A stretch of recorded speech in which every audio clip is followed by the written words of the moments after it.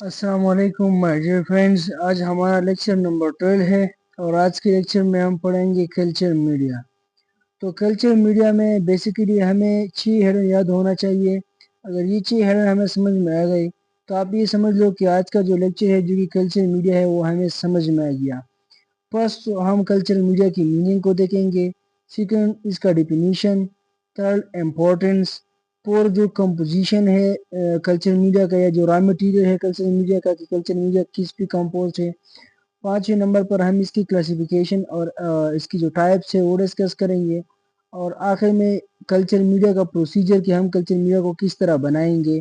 तो ये आज की जो लेक्चर है कल्चर मीडिया, इसमें ये 6 मेन हेडर हैं। तो आज के लेक्चर में हम ये समझेंगे। सबसे पहले हमें देखें तो इसकी मीनिंग को देखते हैं तो इसमें एक कल्चर आता है और एक मीडिया आता है। तो कल्चर का क्या मतलब है? टू ग्रो और मल्टीप्लाई लिविंग ऑर्गेनिज्म। जो लिविंग ऑर्गेनिज्म है खासकर माइक्रो ऑर्गेनिज्म है, इसकी ग्रोथ को कल्चर कहते हैं। जिस तरह की बैक्टीरिया हो गया, फंजाई हो गया, सम प्रोटोजोआ और सम एल्गी इसमें आते हैं। इस तरह अगर हम मीडिया को देखें तो मीडिया किसको कहते हैं? द सब्सटेंस या food which is use for the growth of living organism.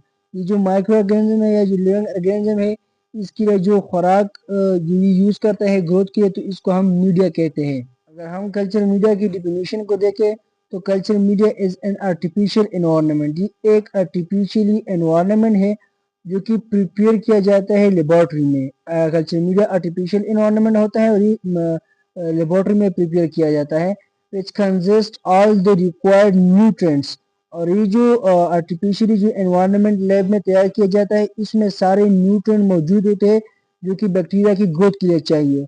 And also the proper condition for the growth of micro organism. और ये जो माइक्रो ऑर्गेनिज्म है या जो बैक्टीरिया है, इसकी ग्रोथ के लिए जो प्रॉपर कंडीशन चाहिए, जिस तरह की इसके लिए पीएच चाहिए, स्पेसिफिक टेम्परेचर चाहिए, तो वो जो प्रॉपर कंडीशन है वो भी इसके लिए इस प्रोवाइड होता है। सो कल्चर मीडिया आर्टिफिशियली इन्वायरमेंट होता है और ये लेबोरेटरी में तैयार किया जाता है।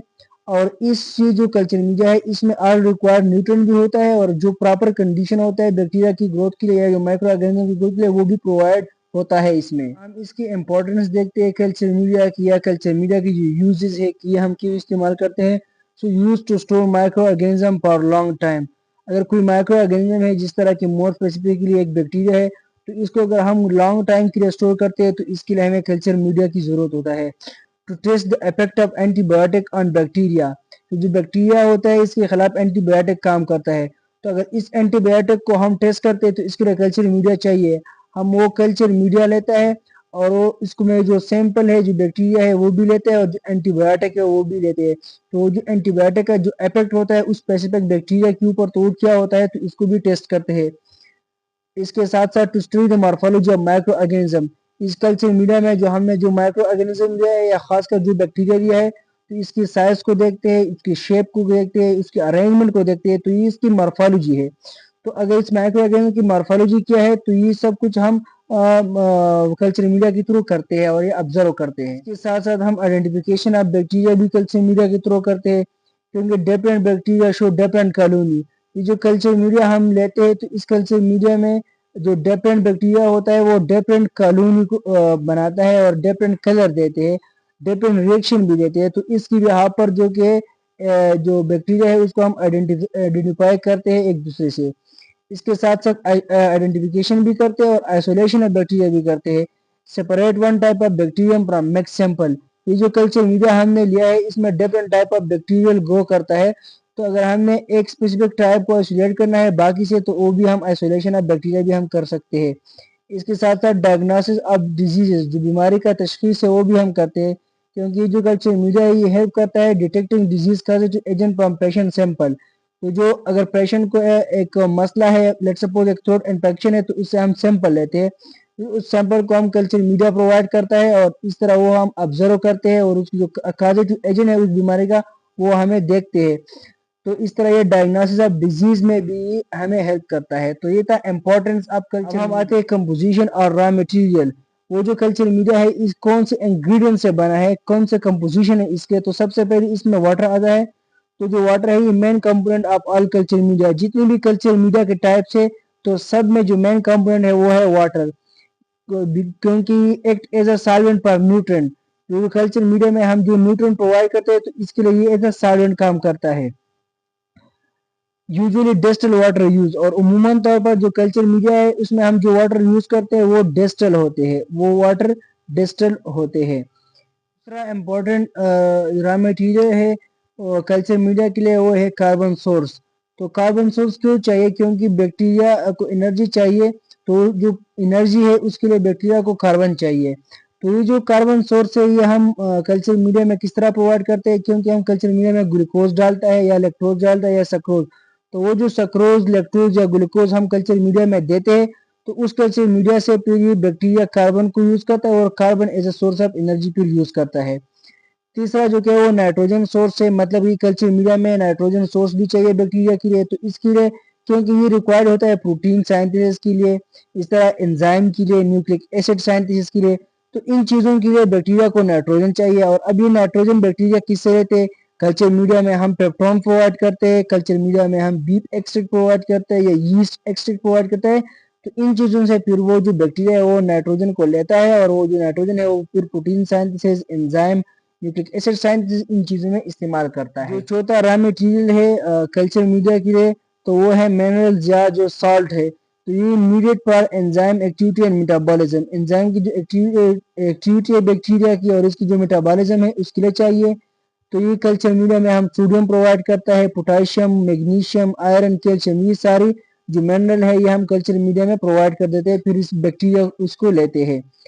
इसके अलावा ग्रोथ फैक्टर भी चाहिए, हम कल्चर मीडिया में ग्रोथ फैक्टर भी प्रोवाइड करता है, required by bacteria because they can not synthesise them. बाज बैक्टीरिया ऐसे होते हैं जो कि ग्रोथ फैक्टर होते हैं इसको सिंथेसाइज नहीं करते हैं, तो फिर इन ग्रोथ फैक्टर को हम कल्चर मीडिया में प्रोवाइड करना पड़ता है, जिसमें विटामिन आते हैं, अमाइनो एसिड आता है और जो निकोटामाइड डाइन्यूक्लियोटाइड ये जो आते हैं, तो ये हम प्रोवाइड कर देते हैं उस कल्चर मीडिया में और वो कल्चर मीडिया से फिर बैक्टीरिया इसको अपने ग्रोथ के लिए इस्तेमाल करता है। जो रॉ मटेरियल है जो कि रिक्वायर्ड होता है कल्चर मीडिया के लिए तो वो बफरिंग एजेंट होता है। बफरिंग एजेंट का काम क्या होता है कि मेंटेन करता है stable pH of the medium. अगर मीडियम का पीएच एसिडिक है तो इसको बेसिक बनाना, अगर बेसिक एसिडिक बनाना तो मतलब कि अगर एक बैक्टीरिया है वो एसिडिक पीएच पे काम मतलब वो जिंदा रहता है, तो इसके लिए अगर पीएच बेसिक है तो इसको एसिडिक पे लाना है। अगर एक बैक्टीरिया बेसिक पीएच पे अच्छा काम करता है और उसको जो कल्चर मीडिया है वो एसिडिक प्रोवाइड किया गया है तो इसको फिर चेंज करना पड़ता है। तो जो बफरिंग एजेंट होता है ये मेंटेन करता है stable pH of the medium for bacteria, जो बैक्टीरिया ग्रोथ के लिए जो सुटेबल पीएच चाहिए वो बफरिंग एजेंट प्रोवाइड करता है, जिस तरह की फॉस्फेट बफर होता है। और जो 7 नंबर पे जो रॉ मटेरियल हम जो कल्चर मीडिया में प्रोवाइड करता है तो वो है सर्टिफाइंग एजेंट। ये सर्टिफाइंग एजेंट जो कि सॉलिड मीडिया की सूरत में हम यूज करते हैं, बाकी कल्चर मीडिया में हम यूज नहीं करते हैं। तो जो सर्टिफाइंग एजेंट होता है यूज होता है to make the media solid, जो कल्चर मीडिया है इसको सॉलिड बनाने के लिए सर्टिफाइंग एजेंट यूज होता है और यूजुअली जो एगर है ये यूज किया जाता है। अब हम डिस्कस करते हैं प्रोसीजर, ये तरीकाकार क्या है अगर हम उन्हें कल्चर मीडिया बनाना है। तो सबसे पहले हम क्या करेंगे, स्टेप नंबर 1 में select the required culture media according to micro organism. हम कौन सी माइक्रो ऑर्गेनिज्म को ग्रो करना चाहता है, वो जो स्पेसिफिक माइक्रो ऑर्गेनिज्म है उसकी हर माइक्रो ऑर्गेनिज्म के लिए एक स्पेसिफिक कल्चर मीडिया होता है। तो इसका मतलब ये है कि हमने कौन सा कल्चर मीडिया तैयार करना है और कौन से माइक्रो ऑर्गेनिज्म को यूज करना है, तो ये हमें पता होना चाहिए। सो select the required culture media, जो कल्चर मीडिया आपको जरूरत है उसको आप सेलेक्ट करेंगे, लेकिन वो अकॉर्डिंग टू माइक्रो ऑर्गेनिज्म होगा। अगर अगर आप न्यूट्रन अगार लेते हैं तो ये एक जनरल है, जनरल कल्चर मीडिया है। अगर आप ब्लड अगार लेते हैं तो ये पेस्टिडियस बैक्टीरिया के लिए होते हैं। पेस्टिडियस बैक्टीरिया ये वो बैक्टीरिया होता है जिसके लिए स्पेसिफिक न्यूट्रन रिक्वायर होते हैं, जो कि आम कल्चर मीडिया होता है इसमें ये इजीली ग्रो नहीं करता है। तो जो न्यूट्रिशन अगार होता है या जो न्यूट्रन अगार होता है इसमें हम ब्लड ऐड करते हैं, तो इसके लिए फिर ये जो स्पेसिफिक न्यूट्रन ब्लड है वो चाहिए। तो जो प्रेस्टिजियस बैक्टीरिया है इसके लिए ब्लड अगार चाहिए, या जो मेकन की अगार है ये ग्राम नेगेटिव बैक्टीरिया के लिए होता है। सो आपने सबसे पहले करना ये है कि आपने स्पेसिफिक कल्चर मीडिया को according to micro organism select करना है। ये है स्टेप। अब सेकंड नंबर स्टेप पे हम इस तरह करेंगे कि वेट करेंगे इंग्रेडिएंट को एक्यूरेटली। जो भी हमारे पास इंग्रेडिएंट है जिस तरह के पेप्टोन है, बीट एक्सट्रैक्ट है, अगार है, NaCl है, जो भी हमने इंग्रेडिएंट लिया है as a nutrient for the culture media, तो उन सारी चीज़ों को हम सबसे पहले एक्यूरेटली वेट करेंगे। इसके बाद इन सारे जो न्यूट्रिएंट है इनको डिजॉल्व करेंगे डिस्टिल वाटर में, लेकिन हीट देंगे। इन सारे न्यूट्रिएंट को लेंगे, पानी में डालेंगे और हीट करेंगे ताकि प्रॉपर्ली डिजॉल्व हो जाए। फिर इसके बाद पीएच को एडजस्ट करेंगे। तो सबसे पहले तो हम जो पीएच मीटर होता है या जो पीएच इंडिकेटर पेपर होता है, इसके थ्रू हम पीएच को चेक करेंगे कि पीएच बेसिक है या एसिडिक है। और हमारा जो माइक्रो ऑर्गेनिज्म है इसको एसिडिक पीएच चाहिए कि बेसिक पीएच चाहिए। लेट्स सपोज हमारा जो माइक्रो ऑर्गेनिज्म है उसके लिए एसिडिक एनवायरनमेंट चाहिए और जो एनवायरनमेंट है या जो कल्चर मीडिया है वो बेसिक है, तो फिर थोड़ा एसिड डालेंगे और जो पीएच है उसको कम करेंगे। लेकिन अगर हमारे जो बैक्टीरिया है उसके लिए बेसिक एनवायरनमेंट चाहिए और पीएच एसिडिक है, तो फिर थोड़ा बेस जाएंगे और पीएच को राइज करेंगे। लेकिन उमूमन जो पीएच होता है वो 7.2 से लेकर 7.4 तक, मतलब इसके रेंज में ये प्रॉपर होता है। तो जब पीएच एडजस्ट हुआ इसके बाद जितने भी जो न्यूट्रिएंट है जो हमने पानी में डिसॉल्व किया है, इसको हम डिस्पेंस इनटू द ट्यूब, एक ट्यूब में डालेंगे। ये ट्यूब में डालेंगे तो इसके बाद हम स्टेरलाइज करेंगे बाय ऑटोक्लेव मशीन के थ्रू। इसको हम स्टेरलाइज करेंगे, ये जो ट्यूब है ऑटोक्लेव में डालेंगे और इसको 121 डिग्री सेंटीग्रेड तक बॉयल करेंगे 15 मिनट के लिए, ताकि ये प्रॉपर स्टेरलाइज हो जाए। 7 नंबर पे हम इस तरह करेंगे कि कूल करेंगे जो ट्यूब में जो स्टेरलाइज हुआ है इसमें जो न्यूट्रिएंट है उसको हम कूल करेंगे। कूल करने के बाद जो सप्लीमेंट्री चीजें है वो हम डालेंगे इसमें। सप्लीमेंट्री चीजें अगर इसकी जरूरत है, जिस तरह ब्लड है या पेस्टिडियस बैक्टीरिया है तो इसके लिए ब्लड या सीरम को डालेंगे। या कोई ऐसे बैक्टीरिया है जो कि आप ग्रोथ फैक्टर खुद नहीं बनाते हैं, तो फिर जो ग्रोथ फैक्टर है वो बाहर से देना पड़ेगा, जिस तरह के विटामिन है, अमाइनो एसिड है, जो न्यूक्लियोटाइड है। तो इन चीजों को जो न्यूट्रिशनल सप्लीमेंट है, जो सप्लीमेंट्री चीजें है, इनको डालेंगे। तो जब भी न्यूट्रिशनल सप्लीमेंट को भी डालेंगे तो इसके बाद then pour the plates and store at two 8 degree centigrade. तो फिर इसके बाद ये जो ट्यूब में हमने जो और जो सप्लीमेंट्स डाला है, इसके बाद हम इसको एक पेट्री डिश जो के जो प्लेट है उसमें डालेंगे और इसको स्टोर करेंगे 2 से लेकर 8 डिग्री सेंटीग्रेड की तक रेफ्रिजरेटर में। तो अब ये जो हमारा जो कल्चर मीडिया है वो तैयार हो गया है, और प्रॉपर कल्चर मीडिया। इसके बाद small amount of bacteria is transparent to the media. तो जो बैक्टीरिया है जो कि हमारे पास जो माइक्रो ऑर्गेनिज्म है इसको हम लेंगे और ये जो हमारा कल्चर मीडिया है इसको ट्रांसफर करेंगे थ्रू स्वाब को हम करते हैं और इनोकुलेटिंग लूप के थ्रू वो बैक्टीरिया हम लेंगे और उसको सैंपल से लेंगे और जो हमारा पेट्री डिश है जिसमें हमारा कल्चर मीडिया तैयार हुआ है तो इसमें हम डालेंगे। अब हम क्लासिफिकेशन करेंगे कल्चर मीडिया की। जो कल्चर मीडिया की डिफरेंट टाइप है वो डिस्कस करेंगे।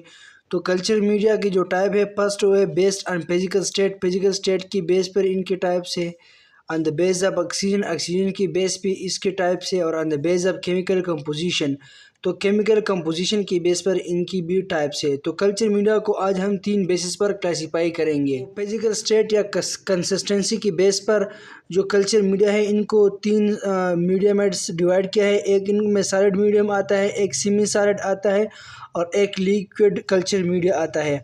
तो सबसे पहले हम सॉलिड मीडिया को देखते हैं। सो सॉलिड मीडिया है सॉलिडिफाइंग एजेंट। सॉलिड मीडिया में सॉलिडिफाइंग एजेंट जिसको अगार कहते हैं ये होता है, और जो अगार का परसेंटेज होता है वो 1.5 से लेकर 2% तक होता है। जो सॉलिड मीडिया की एग्जांपल है इसमें न्यूट्रॉन अगार, ब्लड अगार, चॉकलेट अगार, मैकॉनकी अगार और लेवेंस्टन जेनसन मीडियम ये सारे आते हैं। फिजिकल स्टेट की बेस पर जो दूसरा टाइप है कल्चर मीडिया का वो है semi solid media. So semi solid media have intermediate consistency between liquid and solid. तो इसकी जो कंसिस्टेंसी होता है वो लिक्विड और सॉलिड की दरमियान होती है, और इसमें जो अगार का परसेंटेज होता है वो 0.5 होता है या इससे कम होता है, लेकिन उमूमन तौर पर 0.2 से लेकर 0.5 तक होता है। Motile and non motile organism separated. तो सेमी सॉलिड मीडिया की बेस पर हम मोटाइल और नॉन मोटाइल ऑर्गेनिज्म को एक दूसरे से सेपरेट करते हैं। Check the motility of bacteria. इस कल्चर मीडिया के थ्रू हम बैक्टीरिया की मोटिलिटी को चेक करते हैं, plus cultivation of micro aerophilic bacteria. और माइक्रो एलोपेलिक बैक्टीरिया वो बैक्टीरिया होता है जिसको ऑक्सीजन चाहिए लेकिन कम मकदार में चाहिए, तो इनकी कल्टीवेशन भी करते हैं। इनके एग्जांपल में आता है motility test media, transport media और सेमी सॉलिड थायोग्लाइकोलेट मीडिया। तो ये सारी सेमी सॉलिड मीडिया के एग्जांपल में आते हैं। बेस पर जो थर्ड टाइप है वो है लिक्विड मीडिया। इससे पहले सॉलिड मीडिया और सेमी सॉलिड मीडिया हमने पढ़े। तो ये जो मीडिया है ये हम तभी इस्तेमाल करते हैं जब large number of bacteria grow करना होता है और इसमें अगार नहीं होता है। जो कि सॉलिड मीडिया था उसमें अगार 1.5 से 2% तक था, जबकि सेमी सॉलिड में अगार 0.5% तक था। लेकिन जो लिक्विड मीडिया होता है इसमें अगार नहीं होता है। It is use when large number of bacteria have to be grown. जब हमें large number of bacteria grow करना होता है तो हमें ये मीडिया यूज़ करना है। इसमें न्यूट्रिएंट ब्रोथ आता है, अल्कलाइन पेप्टोन वाटर आता है इसके एग्जांपल में, और सिलिनाइट एप ब्रोथ इसमें आता है। अगर हम ऑक्सीजन की बेस पर कल्चर मीडिया की क्लासिफिकेशन को देखें तो ये एरोबिक मीडिया और एनएरोबिक मीडिया में क्लासिफाई किया गया है। Aerobic media to grow aerobic micro organism. Aerobic media हम एरोबिक माइक्रो ऑर्गेनिज्म के लिए ग्रोथ के लिए यूज़ करते हैं। एरोबिक माइक्रो ऑर्गेनिज्म वो होता है जिसको ऑक्सीजन की ज़रूरत होती है। इसके एग्जांपल में न्यूट्रिएंट अगार, ब्लड अगार, चॉकलेट अगार और मिकन की अगार आता है। जो एनएरोबिक मीडिया है तो ये हम इस्तेमाल करते हैं to grow anaerobic micro organism. Anaerobic micro organism की ग्रोथ के लिए हम एनएरोबिक मीडिया इस्तेमाल करते हैं, यानी वो माइक्रो ऑर्गेनिज्म जिसको ऑक्सीजन नहीं चाहिए तो इसके लिए हम एनएरोबिक मीडिया प्रोवाइड करते हैं। और इसमें एक्स्ट्रा न्यूट्रिएंट होते हैं जिस तरह के विटामिन के और हीमन है। This media is boiled in a water bath to pours out dissolved oxygen and packed with sterile paraffin. So ये जो मीडिया है इसको हम बॉयल करते हैं वाटर बाथ में, ताकि इसमें जो डिजॉल्व्ड ऑक्सीजन है वो भी निकल जाए, और फिर इसको हम सील करते हैं स्टीराइल पैराफिन से, ताकि और ये जो ऑक्सीजन है वो इसके अंदर चला न जाए। इसके एग्जांपल में आता है आरसीएम, रोबर्टसन कुक मीट आता है, और थायोग्लाइकोलेट ब्रोथ भी इसमें आता है। अब हम कल्चर मीडिया को क्लासिफाई करेंगे on the base of chemical composition. So on the base of chemical composition culture media के 6 टाइप्स है। एक को basal media, enrich media, selective media, enrichment media, transport media और इंडिकेटर और डिफरेंशियल मीडिया। तो ये जो 6 टाइप है ये on the base of chemical composition of culture media है। इसको एक एक हम डिस्कस आते हैं बेसल मीडिया के ऊपर, जिसको सैंपल मीडिया भी कहते हैं। So it is routinely use media on lab. आमतौर पर लैब में जो मीडिया यूज़ होता है वो बेसल मीडिया होता है। Use for the growth of non fastidious bacteria. ये नॉन पेस्टिडियस बैक्टीरिया की ग्रोथ के लिए यूज़ होता है। पेस्टिडियस बैक्टीरिया वो होते हैं जिसके लिए कोई एक्स्ट्रा न्यूट्रिएंट चाहिए, मतलब उसके लिए कुछ ग्रोथ फैक्टर, कुछ एक्स्ट्रा न्यूट्रिएंट चाहिए। और नॉन पेस्टिडियस वो होता है जिसके लिए कोई एक्स्ट्रा न्यूट्रिएंट या कोई extra specific type of culture media नहीं चाहिए, जो कि आम तौर पे जो बैक्टीरिया होता है तो इनके लिए आम बेसल मीडिया यूज़ होता है। जबकि पेस्टिडियस बैक्टीरिया के लिए फिर स्पेसिफिक ब्लड कल्चर मीडिया या चॉकलेट कल्चर मीडिया वो यूज़ होता है। लेकिन जो आम तौर पे है जो बेसल मीडिया ये रूटीनली यूज़ होता है और ये नॉन पेस्टिडियस बैक्टीरिया के लिए यूज़ होता है। इसके एग्जांपल में पेप्टोन वाटर आता है, न्यूट्रिएंट ब्रोथ आता है और न्यूट्रिएंट अगार आता है। डिस्कस करेंगे जो सेकंड है वो है enriched media. So when blood, egg yolk और serum is added to basal media. ये हमारे पास बेसल मीडिया है। उस बेसल मीडिया को हम एग डालते हैं या इसके अलावा ब्लड या कोई और सीरम वगैरह डालते हैं तो इस बेसल मीडिया से फिर एनरिच्ड मीडिया बनता है जिसमें एक्स्ट्रा न्यूट्रिएंट हो। इसके एग्जांपल में ब्लड अगार आता है, चॉकलेट अगार आता है, लेवेंस्टन जेनसन मीडिया आता है और इसमें एलएलएस लोपलर सीरम स्लोप आता है। तो ये है एनरिच्ड मीडिया। जो टाइप है in the basis of composition वो है सेलेक्टिव मीडिया। जो सेलेक्टिव मीडिया है ये साइड होता है।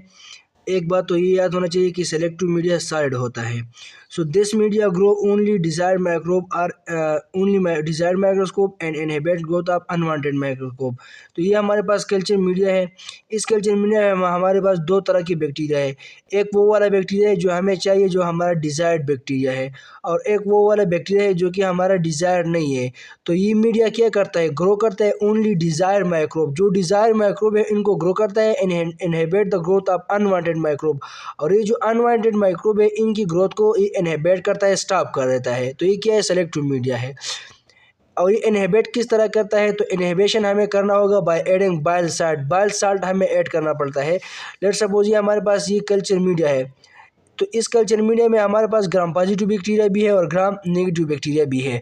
ग्राम नेगेटिव बैक्टीरिया में हमारे पास इशेरिशिया कोलाई है या सल्मोनेला टाइपी है या वाइब्रोकालरा है, तो ये ग्राम नेगेटिव बैक्टीरिया है।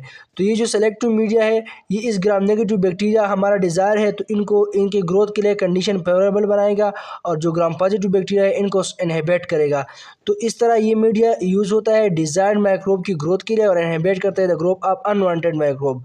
सो अगर हमने बाइल साल्ट ऐड करते हैं तो बाइल साल्ट ऐड करने से जो ग्राम नेगेटिव बैक्टीरिया है उनकी ग्रोथ ठीक होगी, उनको कुछ मसला नहीं होगा, लेकिन जो ग्राम पॉजिटिव बैक्टीरिया है इनकी ग्रोथ को स्टॉप हो जाएगा। इस तरह हम एंटीबायोटिक लेते हैं स्पेसिफिक बैक्टीरिया के लिए तो दूसरी बैक्टीरिया को किल करता है। एक ऐसी बैक्टीरिया होता है जिसके लिए वो मतलब रेजिस्टेंस शो करते हैं, उसको किल नहीं करते हैं। डाई वगैरह ऐड करते हैं, पीएच चेंज करते हैं। अगर हमारा डिज़ायर माइक्रोब एसिडिक पीएच पे ग्रो करना चाहता है तो हम उसको एसिडिक पीएच प्रोवाइड करते हैं, और जो दूसरा इसके साथ साथ जो अनवांटेड माइक्रोस्कोप है माइक्रोब है तो इनके लिए जो पीएच होता है वो बेसिक होता है तो वो किल हो जाते हैं। तो इसके एग्जांपल में आता है मेकंग की अगार। जो मेकंग की अगार है ये ग्राम नेगेटिव बैक्टीरिया के आइसोलेशन के लिए यूज़ होता है। इसमें TCBS अगार आता है जो कि वाइब्रो कॉलरा के लिए यूज़ होता है इसके आइसोलेशन के लिए। और लेवेंस्टन जेनसन मीडिया जो कि माइको बैक्टीरियम ट्यूबरक्लोसिस के आइसोलेशन के लिए यूज़ होता है। जो कल्चर मीडिया है the base of chemical composition है एनरिचमेंट मीडिया।